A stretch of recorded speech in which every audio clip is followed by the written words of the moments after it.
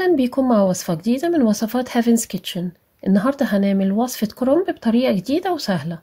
هنعمل مع بعض ستيك الكرومب، وصفة حلوة قوي وتنفع جدا للي عامل كيتو أو لو كارب دايت. هنحتاج كرومبة حجمها متوسط ونطلع منها 4 شرايح بالشكل ده، ونرصهم في صينية عليها ورقة زبدة مدهونة بزيت زيتون.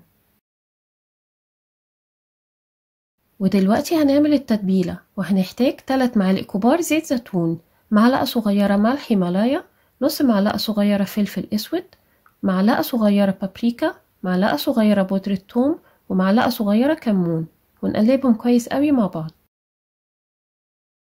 وندهن شرايح الكرنب بيها وندخلها في فرن متسخن من قبل كده على 180 في الرف الوسطاني لمدة 20 ل 25 دقيقة.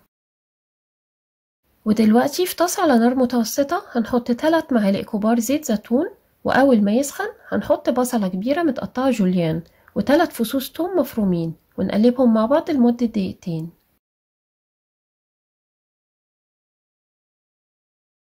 وبعدين نضيف فلفلاية حمرا متقطعة جوليان وجزراية كبيرة مبشورة، ونتبل بنص معلقة صغيرة ملح هيمالايا ونص معلقة صغيرة فلفل اسود ومعلقة صغيرة بهارات مشكلة، ونقلبهم مع بعض لغاية ما يطروا.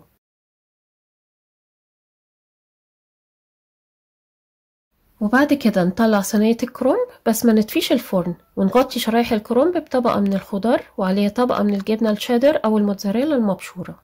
وآخر حاجة هنرش رشة زعتر، ودي هتفرق جدا في الطعم. ونرجع الصينية تاني لمدة 15 دقيقة كمان.